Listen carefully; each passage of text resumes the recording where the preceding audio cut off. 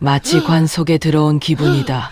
이 좁고 하얀 통 안에서 나는 철저히 혼자다. 내일은 병원 가는 날이다. CT 촬영, 혈액 검사, 그리고 또 기다림. 나는 60대 초반의 여성이다. 남편을 보내고 혼자가 된 지 수십 년. 말이 좋아 돌싱이지 거의 모태솔로 같다. 오늘 저녁 나는 평소보다 일찍 집에 돌아왔다. 내일 병원에 가려면 씻어야 하니까 목욕 재개라고 할까? 1년에 한 번 혹은 6개월에 한 번 돌아오는 이날이 되면 나는 일종의 의식을 치른다. 옛사람들이 제사를 앞두고 목욕 재개를 하듯 구석구석 몸을 씻는다. 혹시라도 의사 선생님 앞에서 냄새가 나지 않을까 하는 예의 때문만은 아니다. 나 자신의 몸에 혹시 붙어 있을지 모를 불운을 씻어내고 싶은 거겠지. 그렇게 몸과 마음을 정돈해 본다. 내일처럼 큰 검사를 앞둔 밤이면 밤이 깊을수록 불안은 조용히 커진다. 그 정막이 무겁고 공기가 돌덩이처럼 나를 누른다. CT 검사, 혈액 검사, 결과가 나오기까지의 그 시간들을 무엇으로 견뎌야 할까? 사람은 몸 어느 한 구석에서 평소와 다르게 빨간 피가 조금만 보여도, 평소 없던 통증이 찾아와도 스스로를 의심하게 마련이다. 혹시 내가 모르는 병이 있는 건 아닐까? 괜찮겠지? 스스로 묻고 스스로 대답하지만 오늘따라 그 대답이 쉽게 내려지지 않는다. 혼자인 시간이 길어지면 마음은 때때로 더 깊어지고 때로는 더 가벼워진다. 젊었을 때 혼자가 되었고 자연스럽게 모태싱글로 살아온 인생. 늘 혼자다 보니 감정도 두려움도 혼자서 씹어 삼키는 법을 배웠다. 사람들이 말한다. 혼자 살아도 괜찮다. 요즘 세상엔 다 혼자 산다. 그 말이 맞는 때도 있지만 아플 때만큼은 그 말이 하나도 위로가 되지 않는다. 병원 갈 전날 밤은 유난히 길다. 자꾸만 잡생각이 나고 자꾸만 마음이 식어 내려간다. 내일은 또 얼마나 오래 기다릴까? 검사 결과는 괜찮을까? 돌아오면 또 바로 일해야 하는데. 불안하다. 이번 결과가 좋지 않으면 어떡하지? 당장 다음 달 생활비는? 생존의 걱정이 아픔보다 먼저라니 참 서글픈 인생이다. 병원 갔다 와서 바로 일을 해야만 하는 현실. 내 하루는 늘 생계에 맞춰 돌아간다. 그래도 살아야 하니까. 이른 새벽 집을 나서며 문을 닫는 소리가 유난히 크게 들린다. 병원까지 왕복 4시간. 가는 길 2시간, 오는 길 2시간. 하루가 꼬박 다 가는 일정이다. 다녀오면 파김치가 되겠지. 하지만 내일은 또 일을 나가야 한다.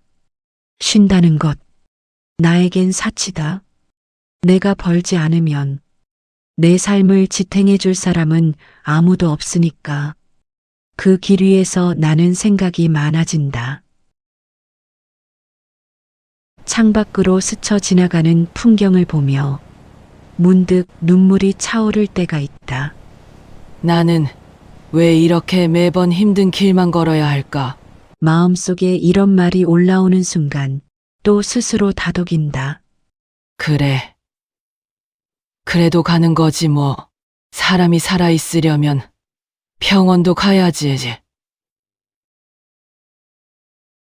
체열을 마치고 CT실 앞에 앉았다. 팔에 붙인 반창고가 욱신거린다. 주위를 둘러본다. 저기 저 할머니는 딸이 손을 꼭 잡고 있네. 저쪽 아저씨는 부인이 물병을 따주고 있고 다들 보호자가 있다. 나만 혼자다. 이 넓은 병원 수천 명의 사람 중에 나만 덩그러니 섬처럼 떠 있다. 평소엔 씩씩한 척 잘만 살았는데 여기만 오면 왜 이렇게 작아지는지. CT 촬영실 문 앞에 서면 마음이 다시 한번 내려앉는다. 바람 같은 기계 소리, 차가운 금속, 그리고 혼자 들어가 누워야 하는 침대. 기계 속으로 들어가는 동안 내 머릿속은 참 시끄럽다. 괜찮을까? 혹시 큰 병은 아닐까? 이런 생각들 사이로 갑자기 눈물이 흘러내릴 때도 있다. 숨 들이마시세요. 참으세요. 차가운 침대에 눕는다. 조영재가 들어오면 온몸이 뜨거워질 거라는 안내. 곧이어 내 몸이 거대한 도넛 모양의 기계 속으로 빨려 들어간다. 무섭다. 마치 관 속에 들어온 기분이다. 이 좁고 하얀 통 안에서 나는 철저히 혼자다. 기계 소리가 귓가를 때리는데 갑자기 눈물이 핑 돈다. 왜 나만 이렇게 힘들까? 서럽다. 너무 서럽다. 눈물이 귓바퀴를 타고 흘러내린다. 참 외롭구나. 이 말이 가슴 안에서 묘하게 울린다. 다른 사람들은 동행자가 있다. 누군가는 팔짱을 끼고, 누군가는 손을 잡아주고, 누군가는 대신 접수 창구까지 뛰어가 준다. 그 모습을 보면 나는 또 괜히 마음이 쓸쓸해진다. 눈물을 훔치며 밖으로 나왔다. 누가 닦아주는 사람도 없어서 다시 혼자 훔친다. 이런 순간에는 정말이지. 누군가 옆에 있었으면 좋겠다. 옷을 갈아입고 진료를 기다리기 위해 다시 의자에 앉았다. 방금 흘린 눈물 때문일까 시야가 조금 더 맑아진 느낌이다. 그리고 이제야 다른 사람들이 눈에 들어온다. 사람들을 가만히 바라보다 보면 나만 힘든 건 아니라는 사실을 금세 알게 된다. 저쪽 휠체어에 앉은 젊은 청년은 다리가 없다. 산소통을 끌고 힘겹게 걸어가는 할아버지. 아픈 아이를 안고 온 젊은 엄마. 진료 후에 조용히 눈물을 훔치는 사람들. 아, 왜 아까는 보이지 않았을까? 왜 내 아픔만 제일 크다고 생각했을까? 아픈 사람들이 모여 있는 이 공간에서는 찡그리거나 화내는 사람이 없다.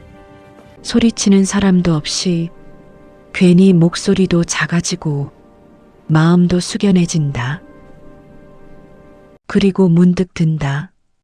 저분들에 비하면 나는 두 발로 걸어서 병원에 왔다. 검사받고 나서 밥 먹을 힘도 있다. 내일 출근할 일터도 있다. 아프다고 징징대던 내 모습이 부끄러워진다. 고통의 크기를 잴 수는 없지만 적어도 나는 지금 숨 쉬고 움직이고 생각할 수 있지 않은가.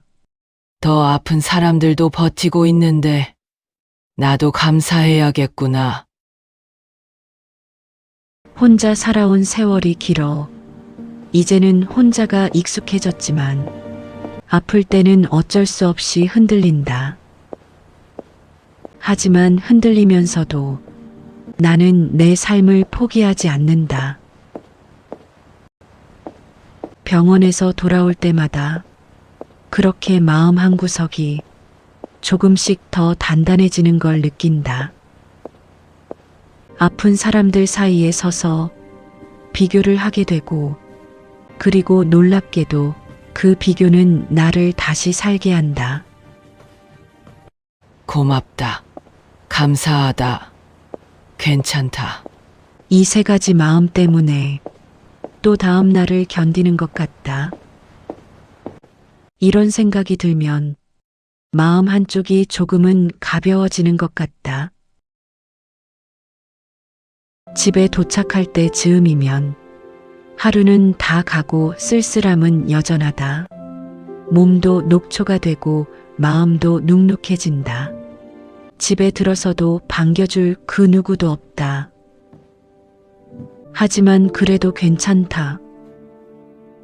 나는 오늘 나 자신을 보호하며 무사히 검사를 마쳤으니까 돌아가는 길에 따뜻한 국밥 한 그릇 사 먹어야겠다.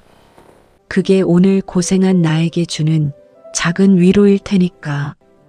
공감되시나요, 여러분? 저 이슬이도 오늘도 무사히 하루를 보냈음에 감사하며 공감합니다. 여러분도 구독 누르시고 건강하셔요.